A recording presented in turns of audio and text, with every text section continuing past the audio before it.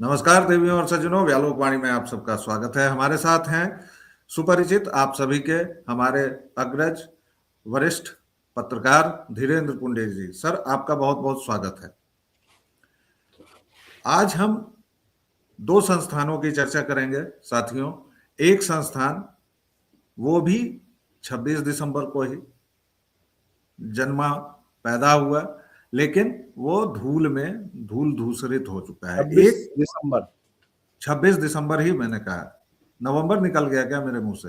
अच्छा, माफ जनवरी कीजिए। से। ओके, 26 जनवरी मैंने कह दिया, सॉरी। 26 दिसंबर को मार्क्सवादी कम्युनिस्ट पार्टी, उसको बाद में जितने भी ये हुए उसको बनाया गया था, लेकिन उसी दौरान एक और संगठन इस देश में बना जो आज सत्ता के शीर्ष पर है। भारतवर्ष के प्रधानमंत्री और गृह मंत्री भरे सदन में छाती ठोंक कर कहते हैं कि वो राष्ट्रीय स्वयंसेवक संघ के प्रचारक हैं। दूसरी तरफ कम्युनिस्ट पार्टी का कहीं कोई नाम लेवा नहीं मिलता है। एक केरल में जान बची हुई थी, वहां भी 40 वर्षों के बाद तिरुवनंतपुरम में लाल झंडे को उतारकर भगवा झंडा फहरा दिया गया। सर, पूरी कायनात से मिटते चले जा रहे हैं, लेकिन भारतवर्ष में वोक लिबरल्स के दिमाग पर छाए जाले अभी तक मिटे नहीं हैं। इस पैराडॉक्स को थोड़ा सा, इस विरोधाभास को एड्रेस करते हुए अब हम लोग आपसे सुनेंगे कि ये दो संगठन, इनके बरक्स, और इस बीच में चूंकि वामपंथियों की गलाजत और देशद्रोह की कहानियां हम बहुत बार सुना चुके हैं, लेकिन वो आएंगी तो जरूर, कुछ चर्चे होंगे, कुछ रेफरेंस जरूर आएंगे, लेकिन दर्शकों, मुख्य मुद्दा यही रहेगा कि आखिर दो संगठन, जिसमें एक में देश की सुगंध थी, मिट्टी की महक थी, वह सत्ता के शीर्ष पर कैसे पहुंचा, और दूसरा संगठन जो आयातित विचारधारा पर था, जिसके पास भारत का कुछ भी नहीं था, वह कैसे धूल में मिल गया। सर। नमस्कार व्यालोक, और आप तमाम व्यालोक वाणी के दर्शकों को भी मेरी ओर से नमस्कार। दरअसल बात बड़ी दिलचस्प शुरू की है व्यालोक ने कि एक संगठन जो 26 सितंबर 1925 को बनता है, मतलब ये भी बड़ा 27 सितंबर कीजिए, 27 सितंबर 1925 को गठित होता है। विजयदशमी के दिन नागपुर में बनता है। विजयदशमी जो तमाम राक्षसों पर, रावण पर विजय की प्राप्ति, यानी धर्म की अधर्म पर विजय के लिए आज तक चलती आ रही सनातन सभ्यता के मूल आधार में वो बनता है। और उसका एक ही लक्ष्य है, वो हिंदुओं की रक्षा की बात भी करता है, लेकिन उसका जो सबसे बड़ी चीज है राष्ट्र प्रथम, वो इसके साथ बनता है।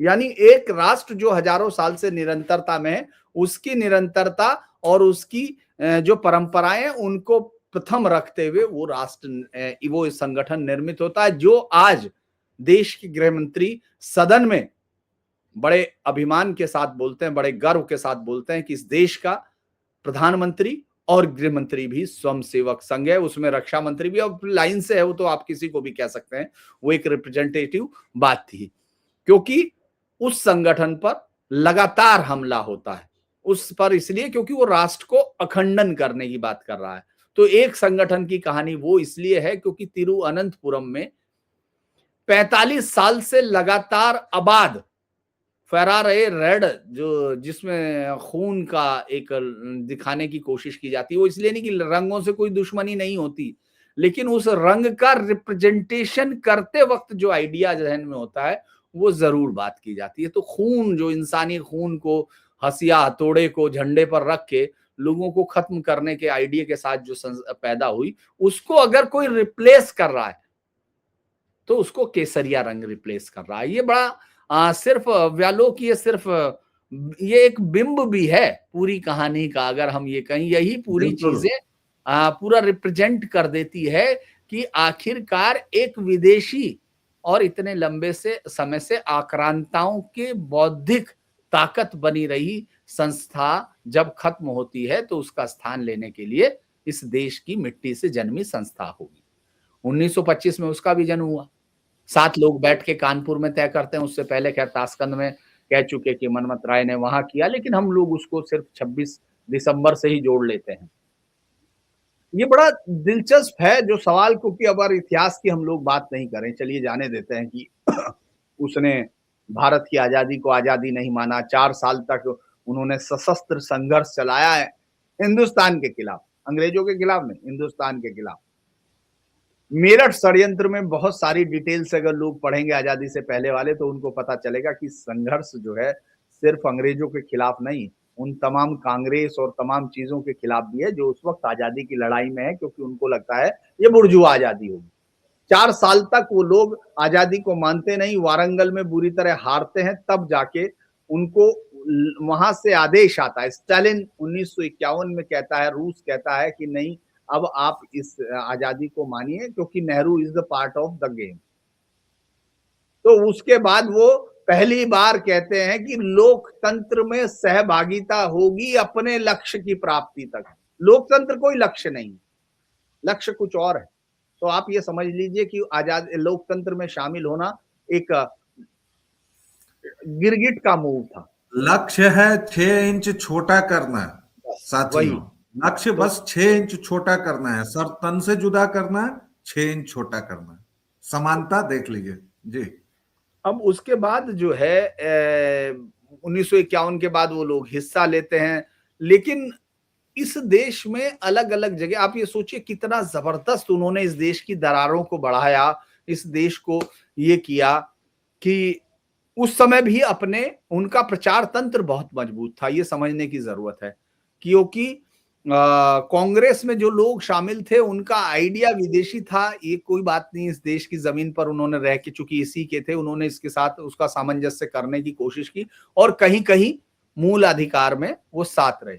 लेकिन रजनी पामदत्त हो या जितने भी ये लोग थे जो बाहर से, जिसको एक फॉर्मूला भी कहा जाता है ब्रिंगस्टन या कुछ, वो मेरे जहन से निकल रहा है, उसको वो लोग उसके तहत इस देश में वो लोग एक इम्पोज कर रहे थे। जैसे इस्लाम ने आके हमलावरों ने, बर्बर हत्यारों ने इस देश की सनातन को मिटा के एक इम्पोज करना है, तो सेम आइडिया इन्होंने भी इम्पोज किया। तो इनको उसके लिए जरूरी था कि इस देश को टुकड़ों में करना है, छोटा होगा तो ज्यादा आसानी से करेंगे, तो इसीलिए इस देश को टुकड़े करने की कोशिश की गई। उसमें जब शुरुआती नाकामी मिली तो ये समझ गए कि विचार को हमें पकड़ना है, हमें इस देश के बच्चों के जहन में वो विचार बो देना है जो खुद ही देश के अस्तित्व को नकारने लगे। और स्टॉकहोम सिंड्रोम हो या तमाम सारी योजनाएं, वो सब इन्हीं के जहन से पैदा हुई है। दुनिया में कहीं भी, फ्रैंकफर्ट स्कूल चाहे वो अमेरिका में हो, कहीं भी हो, पूरी दुनिया में वोकिज्म की ग्रम्सी जो है वो वोकिज्म का बाप होता है, वही पैदा करता है। तो ये जो है अपने आप को इन्होंने हिंदुस्तान में 1967 से शुरू किया, जब इंदिरा गांधी को इनकी मदद की जरूरत पड़ी 69 में, इन्होंने सरकार को समर्थन दिया और उसके बाद इस देश के एकेडमिशिया पर कंप्लीट कब्जा किया। इस देश में जेएनयू बनाए गए, इस देश में तमाम इस तरह की यूनिवर्सिटीज में इनको भर्ती किया गया। और ये दौर वही है, आप याद कर लीजिए, जब जो भगवान मथुरा में भगवान श्री कृष्ण की जन्मभूमि है, उसमें एक संगठन पैदा होकर, उसमें कोई अस्तित्व नहीं था, कोई किसी किस्म का मुस्लिम हस्तक्षेप ही नहीं है, क्योंकि राजा पटनीमल खरीद चुके, उसको दान कर चुके, राजा बिरला फिर महामना मालवीय को, यानी वो पूरा एक तरह से कंप्लीटली कोई डिस्प्यूट नहीं था। ये 67 में वहां पैदा हो जाता है। क्यों? क्योंकि तब अब इस देश के एकेडमिशिया में उनको आबाद छूट मिल गई। आप सीबीएसई एनसीईआरटी की बुकों में चेंजेस देखने लगते हैं और यहां से वो हर एक जगह पर सिस्टम में घुसना शुरू करते हैं। वो पूरे सिस्टम के अंदर तिलचट्टों की तरह घुस जाते हैं और चूंकि वो तब तक बचा रहेगा जब तक दुनिया में कोई भी है उसको खाने के लिए मिलेगा, तो वो इस तरह से करते हैं। पुरानी हिंदुस्तान की कहानियां मतलब मिथ में भी आती हैं, हम लोग उनको अपने पौराणिक आख्यानों में भी पढ़ते हैं कि कोई किस तरह से एक शरीर छोड़ के दूसरे शरीर में जा सकता था। तो शुरुआत उन्होंने जवाहरलाल नेहरू से की, 1927 में उन्होंने किया और उसके बाद से एक उनके अंदर का जो समाजवादी और जो वामपंथ का सबसे ज्यादा शुरुआती और उसके बीच में शातिर जो रूप होता है, उसके साथ उन्होंने देखा आपने एक अच्छी खासे देश को, जो जिसमें हमेशा से व्यापार बिजनेस जो उसके खून में ही है, जिस देश के, जो देश कृषि प्रधान देश था ही नहीं, उसको उन्होंने पूरी तरह से मिक्स इकोनॉमी और वो तमाम चीजें नाम लेकर उन्होंने उसको खड़ा कर दिया। दूसरा, और मजे की बात यह है दर्शकों कि इसी दौरान सर ने उसको चलते चलाते, लेकिन मैं चूंकि उसी खदान का प्रोडक्ट हूं तो मैं बताऊं कि उसी दौरान जेएनयू बनाए गए। और जेएनयू बनाना क्यों खतरनाक है? क्योंकि वहां सारे नियमों की धज्जियां उड़ाई गई, वहां राह चलते किसी को भी उठाकर प्रोफेसर तक बना दिया गया, क्योंकि वो सिर्फ और सिर्फ इनके एजेंडा को पूरा करता था। जैसे अपनी बहन विजय लक्ष्मी पंडित को, जिनकी पता नहीं क्या योग्यता थी, लेकिन अमेरिका से लेकर रशिया तक, उस समय तो सोवियत संघ हुआ करता था, वहां तक उन्होंने राजदूत बनाया। उनकी सुपुत्री जो थी, सड़क चलते एक आदमी को उठाती हैं और कहती हैं कि चलो पहले तो सुप्रीम कोर्ट के जज बनो और उसके बाद सीजेआई बन जाओ, चीफ जस्टिस। वांगचू नाम था ना सर, कैलाश वांगचू या क्या? नहीं, वो थे असम का, गुवाहाटी का। वो हाँ, पहले उसको राज्यसभा सांसद बनाया, कांग्रेस में बनाया, फिर उसको वापस लेके जज बनाया, फिर जज बना के फिर वो पार्टी का फिर चुनाव लड़ता उसको है, करते हैं। फिर सुप्रीम कोर्ट वापस ले आता है, तो उसको मतलब, कंटिन्यू। और ये लोग इनके वारिस, ये कांग्रेस और कम्युनिस्टों के वारिस बोलते हैं कि नियमों पर बात करो, संविधान को बजाओ, लोकतंत्र की बात करो। कितनी शर्मनाक बात है। इसी के साथ दूसरा, एक जो बात मैं लगातार कहता हूं सर, कि मार्क्सवाद भी क्रिश्चियनिटी और मोहम्मदवाद की तरह एक बिब्लियोलेट्रस रिलीजन या मजहब है। एक किताब दास कैपिटल, एक पैगंबर कार्ल मार्क्स, और उसके नाम पर कत्लो गारत पूरी दुनिया में आप देख लीजिए। वियतनाम से लेकर चीन से लेकर कहीं भी चले जाइए, केवल और केवल कत्लो गारत हुआ है इस विचारधारा के नाम पर। और ये देखिए, ये भी राजनैतिक विचारधारा और वो दोनों भी राजनैतिक विचारधारा। इस्लाम हो या क्रिश्चियनिटी हो, उनका आध्यात्मिकता से कोई लेन देन नहीं है। यह बात सिर्फ और सिर्फ इतनी है कि हम जमीनों पर कब्जा करेंगे। जी सर, प्लीज कंटिन्यू। जो आप कह रहे थे बहरुल इस्लाम, मुझे याद आया, उनका नाम बहरुल इस्लाम साहब था। जी, उनको बहरुल इस्लाम, हाँ राइट। उनको बड़ा अच्छा था, संसद से जज, फिर जज से सांसद, और फिर बड़ी कहानियां उनकी है। वो हिंदुस्तान के इस देश में उन तमाम लोगों के मुंह पर एक तमाचा हो सकता है जिनको आप अलग अलग टीवी चैनलों पर बैठकर पत्रकार, पूर्व पत्रकार या कुछ सुनते हुए देखते हैं, जो इस सरकार पर आरोप लगाते हैं। खैर, अकेला नाम बहुत है वो। लेकिन हम लोग एक बड़ी अच्छी ऑक्सफोर्ड में डिबेट अभी यंग बच्चे ने की है, और उसमें पाकिस्तान के एक मंत्री का बेटा था जो भारत पर आरोप लगा रहा था कि किस तरह से हुआ है। तो वो कहता है कि हमारी सबसे बड़ी भूल ये है कि हम एक बेशर्म को शर्म लाने की कोशिश कर रहे हैं। जी शर्म हो नहीं राइट। सकती, तो इसीलिए वो इस सिस्टम में, जब ये सॉफ्टवेयर में वो है ही नहीं, तो आप उसको चाहे कुछ भी बताते रहिए, आप उसको समझाते रहिए कि ऐसा होता है। सपोज कीजिए आप गूंगे गूंगे से गुड़ पूछना चाहते हैं स्वाद कैसा है, तो वो अब आपको ऐसे ऐसे करता रहेगा, आप समझते रहिए। साइन यहीं से लैंग्वेज। सर वो सवाल आता है जो मैंने शुरू में आपसे कहा था कि प्लीज उसको भी एड्रेस कीजिएगा, इस पैराडॉक्स को, कि जमीन से तो ये मिट गए, खत्म हो गए, लेकिन ये दिमागी जाले कैसे और कब साफ होंगे? मैं जी उसी पर बोल रहा हूं कि ये जो जी है, जब ये संगठनों में घुस गए, तो जब जी ये संगठनों में घुस गए, एजुकेशंस में घुस गए, अलग अलग जगह पे घुस गए, तो इस देश के अभी तक 2014 से आप ये लगाइए, 2014 के बाद इस देश में पहली बार कोई ऐसी सरकार आई है। मैं अटल बिहारी वाजपेयी की सरकार को इसमें कभी शामिल नहीं करता हूं। मैं मानता नहीं हूं कि उसका कोई रिश्ता हिंदुइज्म के साथ कोई बहुत बड़ा रहा हो। उनको, जिनको बाबरी मस्जिद विध्वंस ढांचे पे गिरने पर शर्म आ गई हो, जिन्होंने अपनी जिंदगी का काला दिन मान लिया हो और उनको हम नेता मानते रहे ये कह के कि ये उनके नाम से थे या उस आइडियोलॉजी के, तो मुझे लगता है थोड़ा ज्यादा हो जाता है।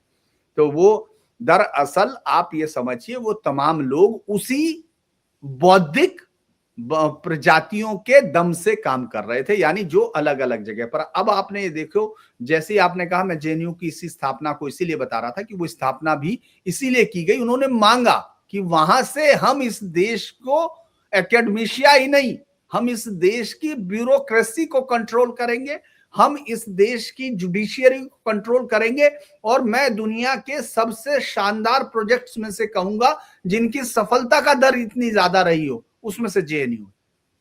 जिसने इस देश की मानसिकता को, हजारों साल की परंपरा को, जो ध्वस्त कर 800 दिया। साल की मुसलमानों के साथ संघर्ष की अवस्था, मैं कभी उसको गुलामी की अवस्था नहीं मानता, संघर्ष की अवस्था रही, इंच इंच पर संघर्ष हुए और आखिर में मराठों ने उनको धो दिया था 1761।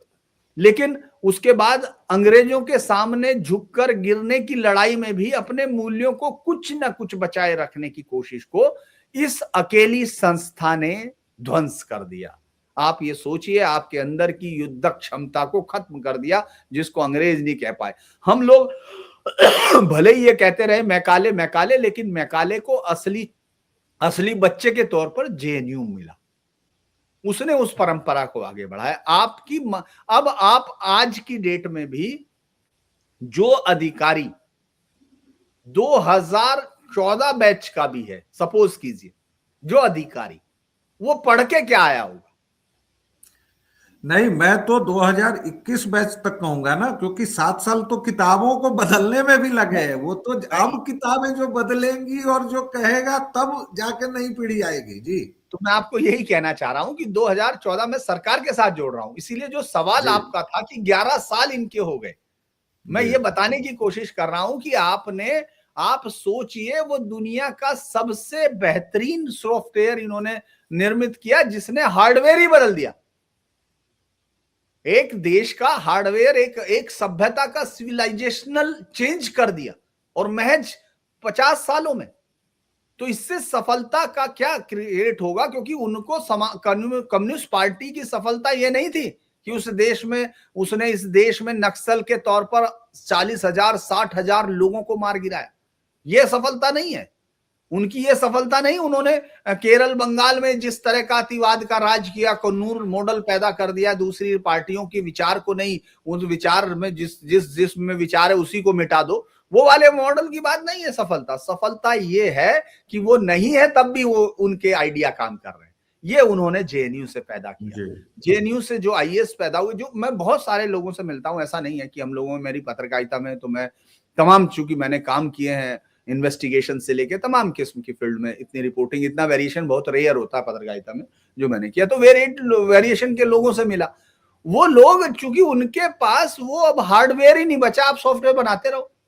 आप उनसे बात करते हो कि साहब ये तो जो है, अब जैसे सबसे पहला सवाल वो कर देंगे कि अलाउद्दीन खिलजी ने देखिए इस देश में किस तरह पहला सिस्टम शुरू किया, पहले बाट खरा माफ और उसकी शुरू की।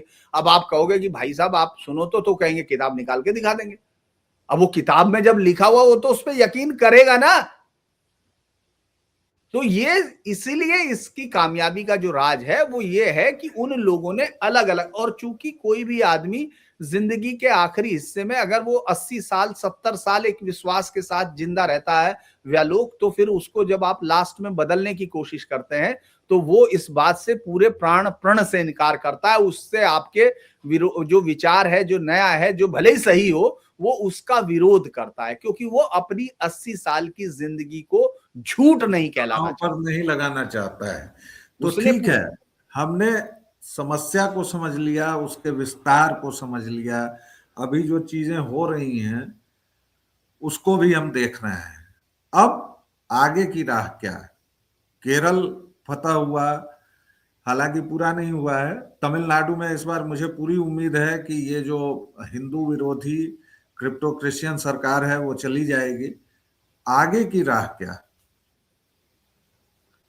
देखिए, चूंकि अगर हम सिर्फ इस राजनीति से पूछते हैं कि जो अभी लेफ्ट पे बात कर रहे हैं, तो लेफ्ट की राजनीति में यह है कि लेफ्ट मेटामॉर्फोसिस में चला गया।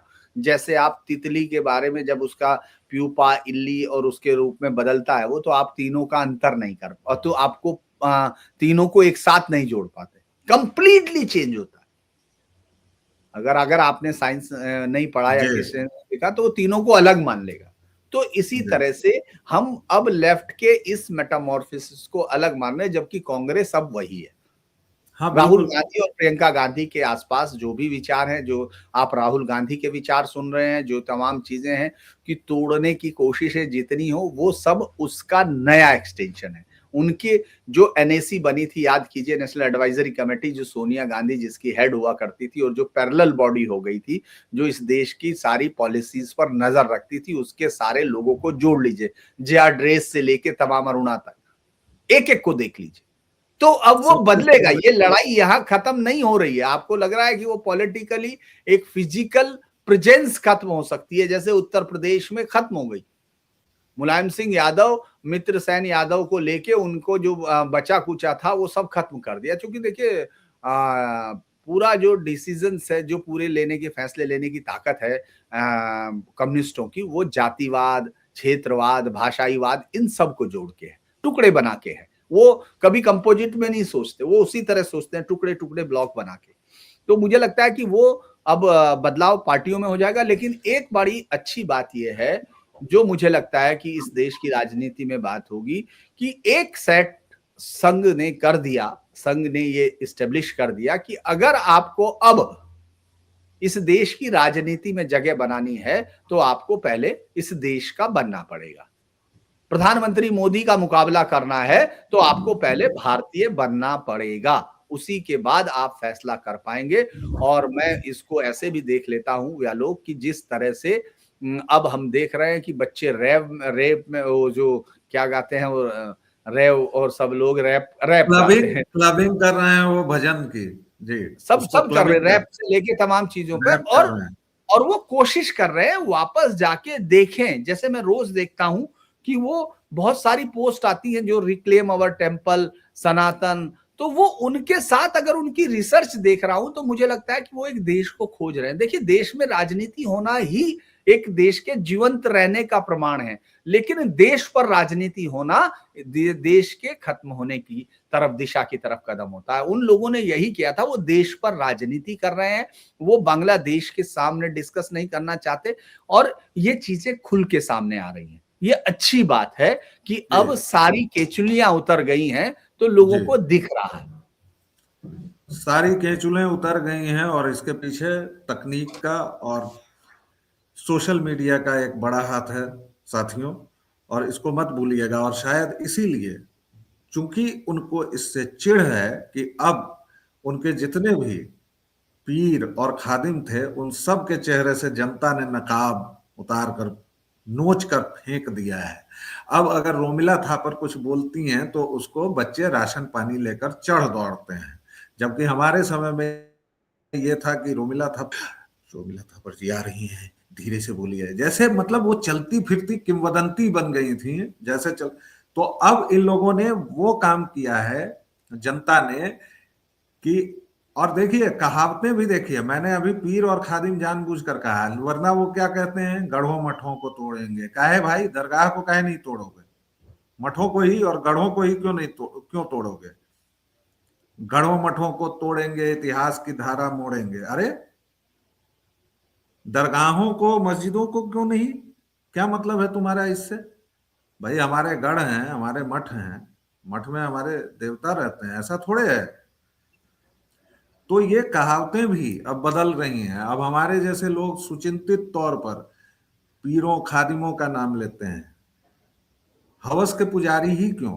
इन सारी बातों पर भी सोचिएगा। और जो सर ने बहुत विस्तार से बताया कि एक दिमाग पर कब्जा करना कैसे होता है, इस पर कई तरह के मनोवैज्ञानिक प्रयोग भी हुए हैं, इस सब पर चर्चा जारी रहेगी, क्योंकि अभी तो हमने वामपंथियों की कलई खोलनी शुरू भी नहीं की है। सर आपका बहुत बहुत धन्यवाद, आपने अपने विस्तृत शेड्यूल में से हमें इतनी जल्दी कहने पर समय दिया।